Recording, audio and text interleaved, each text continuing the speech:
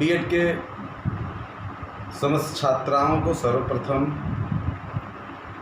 हिंदी नववर्ष की ढेर सारी शुभकामनाएं। नवरात्र के प्रथम दिवस की शुरुआत आज होने के कारण नवरात्र की ढेर सारी शुभकामनाएं। और आज हम लोग सर्वप्रथम चाइल्डहुड एंड ग्रोइंग अप विषय पढ़ रहे थे, जिसके अंतर्गत हम लोग इमोशन के बारे में अध्ययन कर रहे थे, संवेग के बारे में अध्ययन कर रहे थे। संवेगों के अंतर्गत संवेग की परिभाषा, संवेग का अर्थ, संवेग का विशेषता, इन सारी चीज़ों का हम लोगों ने अध्ययन किया हुआ था। आज हम लोग एक बार पुनः संवेगों के बारे में अध्ययन करेंगे कि संवेग कितने होते हैं। संवेग मुख्य रूप से 14 संवेग माने जाते हैं, जिसको मैकडूगल ने अपने पुस्तक में बताया है। 14 संवेगों की चर्चा की है उन्होंने, और वो 14 संवेगों को 14 मूल प्रवृत्तियों, बर्थ इंस्टिंक्ट्स के साथ जोड़ा हुआ है। कहीं न कहीं वो ऐसी मूल प्रवृत्तियों से जुड़ा हुआ है हर संवेग, जो कि स्वतः ही जन्म होता है इंसान के अंदर। हालांकि इस संबंध में अनेक मनोवैज्ञानिक अपना अपना अलग अलग मत भी देते हैं, लेकिन ज़्यादा सर्वमान्यता, ज़्यादा जो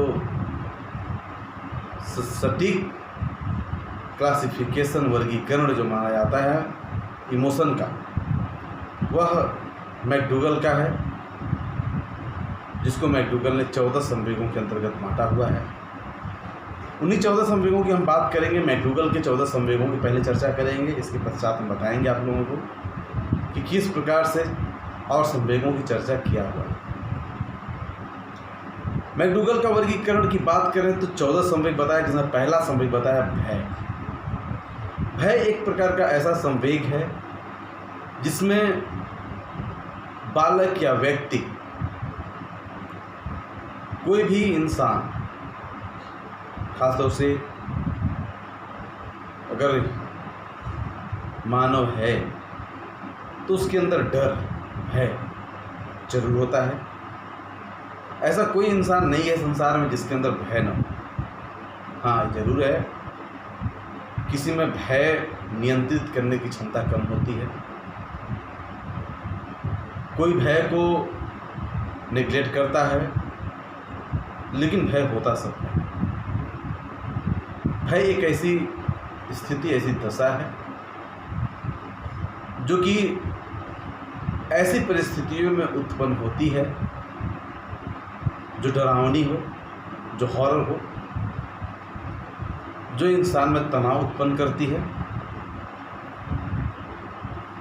अच्छा, जो भय है या जो कोई भी इमोशन है, वो सारे इमोशन मन से भी जुड़े होते हैं।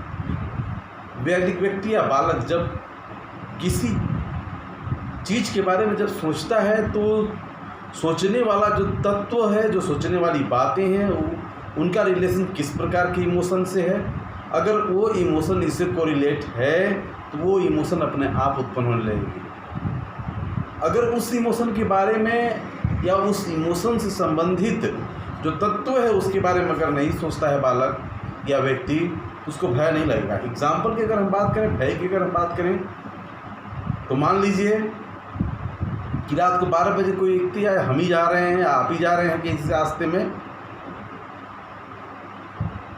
और आपको जिस स्थान में पहुंचना है उस स्थान के बारे में सोचते हुए जा रहे हैं, या किसी पेशेंट को लेकर के जा रहे हैं जल्दबाजी में 1 बजे शाम को, रात को, जहाँ जंगल से होकर गुजरना है हॉस्पिटल जाने के लिए, आपका ध्यान पूरी तरह से पेशेंट के ऊपर है, उसकी बीमारी के इलाज के ऊपर है।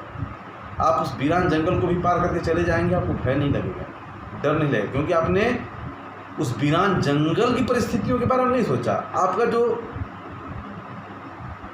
चिंतन है, जो आप सोच रहे हैं, उस मरीज के बारे में सोच रहे हैं, पेशेंट के बारे में सोच रहे हैं। और पेशेंट के बारे में सोच रहे हैं तो आपके अंदर जो संवेग उत्पन्न हो रहा है वो संवेग डर का उत्पन्न नहीं हो रहा है, वो दया का उत्पन्न हो रहा है।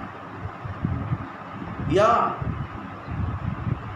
जल्द से जल्द उस पेशेंट को मदद करने के लिए आप के अंदर भावनाएं हैं उत्पन्न हो रही हैं, संवेग उत्पन्न हो रहा है, इसलिए वहाँ डरेंगे आप नहीं, क्योंकि डर के बारे में आप नहीं सोच रहे हैं। जो सोच रहे हैं जिस परिस्थिति के बारे में, उस परिस्थिति के बारे में आपका इमोशन उत्पन्न होगा। उसी प्रकार से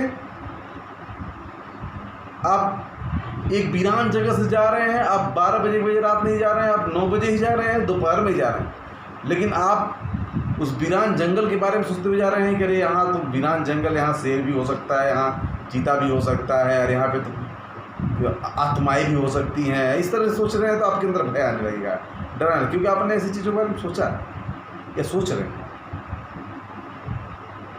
तो इमोशन किसी भी तरह का इमोशन, चाहे भय हो, चाहे प्रसन्नता हो, चाहे दया हो, चाहे काम भावना हो, चाहे कोई भी चीज़ हो, ये सारी चीज़ें आप जब सोचते हैं, जब आप अपना दिमाग लगाते हैं उस पर, तभी ये भावना उत्पन्न होती, तभी इमोशन उत्पन्न होता है आपके अंदर से। तो पहला भय है। भय ऐसी परिस्थिति है जिसमें बालक में तनाव उत्पन्न होता है, किसी ऐसी परिस्थितियों को देख करके जो डरावनी हो, और उस तनाव के कारण बालक के अंदर जो क्रियाएं उत्पन्न होती है वो पलायन की होती है, भागने की होती है, भागता है बालक। दूसरा है क्रोध, एंगर, क्रोध। यह भी एक बहुत तीव्र संवेग माना जाता है, तीव्रतम संवेग है। इस प्रकार के संवेग उत्पन्न जब बालक में होते हैं तो बालक के भौं ही तन जाते हैं, बाहें फटने लगती हैं, तेज तेज चिल्लाना शुरू करता है, आंख लाल हो जाता है, ब्लड प्रेशर बढ़ जाता है, और भी बहुत सारे शारीरिक परिवर्तन होते हैं। और क्रोध एक ऐसा संवेग ऐसा है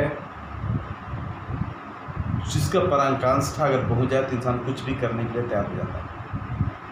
क्रोध ही ऐसा संवेग है जिसमें व्यक्ति क्रोध के कारण बड़ा से बड़ा अपराध कर देता है, बड़ा से बड़ा भयानक अपराध कर देता है, किसी का स्वयं आत्महत्या कर लेता है या दूसरों का हत्या कर देता है। तो क्रोध एक बहुत तीव्र संवेग है। आपने सुना भी होगा, समाज में देखा भी होगा, ऐसे इंसान से आप चलते होंगे तो मिलते होंगे जो बड़ा सीधा सरल स्वभाव का है, लेकिन आपने देखा कि एक दिन वो किसी का मर्डर कर दिया या उसने ऐसा कोई जघन्य अपराध कर दिया, तो आप आश्चर्य में पड़ जाते हैं कि उसने ऐसा किया क्यों। वो तो बहुत सीधा और बहुत सरल इंसान था, लेकिन नहीं, ये इमोशन है, ये संवेग है जो अपनी पराकाष्ठा में पहुंच जाए, अपने ऊंचाइयों में पहुंच जाए, तो एक सिंपल सरल स्वाभाविक आदमी को भी कहीं ना कहीं विचलित कर सकता है। तो क्रोध हो गया, भय हो गया, डर हो गया, यह चीज़ें 14 संवेग दुनिया के हर एक इंसान में पाई जाती है। हाँ, ये जरूर है कि उस संवेग को, बढ़ते हुए संवेग को कौन कितना नियंत्रित कर लेता है, किस व्यक्ति में कितना पुरुषार्थ है, किस व्यक्ति में कितनी क्षमता है, किस व्यक्ति में कितनी बौद्धिक स्तर है, किस व्यक्ति में कितनी IQ है, किस व्यक्ति में कितना समायोजन को नियंत्रित करने की क्षमता है, किस व्यक्ति में कितना ज़्यादा इमोशन को नियंत्रित करने की क्षमता है। ये सारी चीज़ें डिपेंड करती है इमोशन पर, नियंत्रण।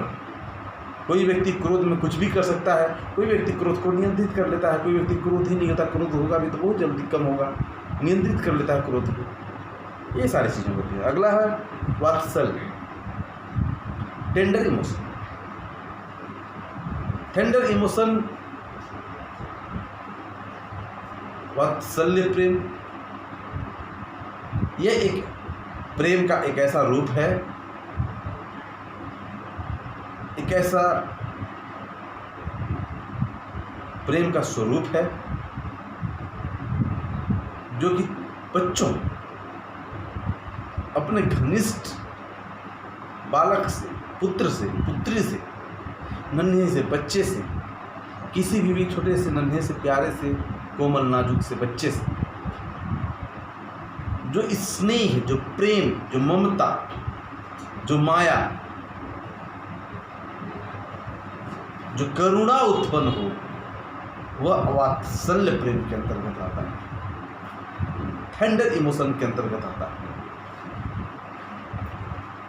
इसमें नन्हे से बालक को देख करके उसको सहलाना, उसको गले से लगाना, उससे प्रेम करना, अपने बच्चे को, छोटे से बच्चे को हृदय से लगाना, ये सारी जो चीज़ें हैं वे कहीं न कहीं वात्सल्य प्रेम के अंतर्गत आता है। घृणा, डिस्गस्ट, घृणा, घृणा एक प्रकार का ऐसा इमोशन है जो कि किसी वस्तु, किसी व्यक्ति के प्रति उत्पन्न होता है। जिस व्यक्ति को आप लाइक नहीं करते, पसंद नहीं करते, जिस वस्तु को आप पसंद नहीं करते, उस वस्तु के प्रति उत्पन्न होने वाली भावना को, मनोदशा को हम घृणा नामक संवेग के रूप में जानते हैं। और घृणा उत्पन्न होने पर आप निवृत्त होते हैं। निवृत्त होना मतलब त्यागना। जिस चीज़ से आपको घृणा होता है उस चीज़ को आप निवृत्त होते हैं। निवृत्ति का मतलब होता है, निवृत्ति जो है घृणा इमोशन का मूल प्रवृत्ति है, मूल प्रवृत्ति,